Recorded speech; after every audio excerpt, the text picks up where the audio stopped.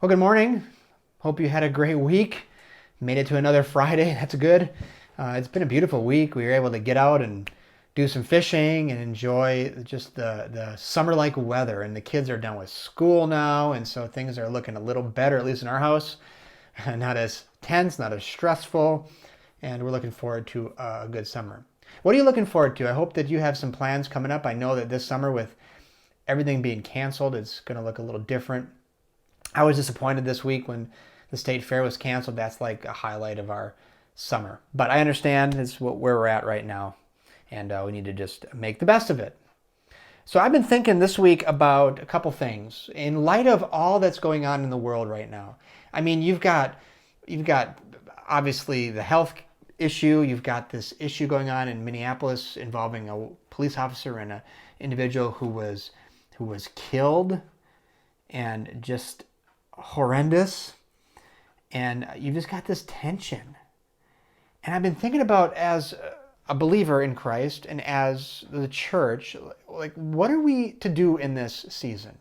In just another week or so, we are going to be meeting again for the first time in like 2.5 months as a church family. And it's going to look different. It's going to be a lot different. And so what do we do with all this? How do we live in this? How do we serve each other well in this? How do we give each other grace as we're trying our best to be the church and to love our neighbor and to engage with what is going on in the world the best we can?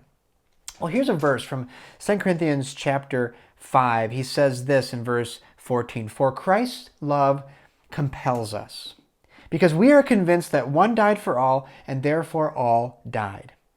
And he died for all, that those who live should no longer live for themselves, but for him who died for them and was raised again."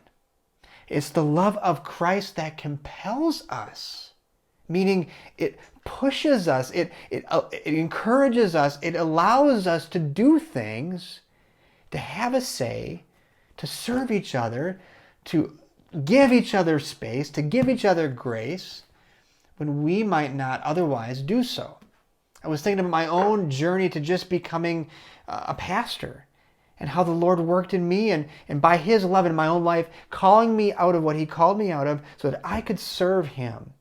That compelled me to tell others about this good news of Jesus Christ. So what's it for you? What is Christ's love compelling you to do right now? Are there people you can buy groceries for? Are there people you can serve in some way? Maybe someone you can invite to an online worship service or an in-person worship service, for that matter. Are there people around you who are living in just this fearfulness and wondering what's going to happen?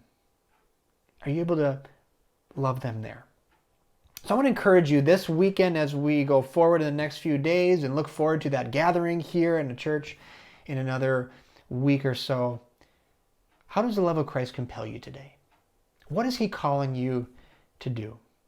Maybe you could share some of those things in the comments below, and we could encourage each other in these days to be the church, to not cease being the church, because the world desperately needs us to be on our game here, to be committed, to be on point, to make sense, because they're looking for hope.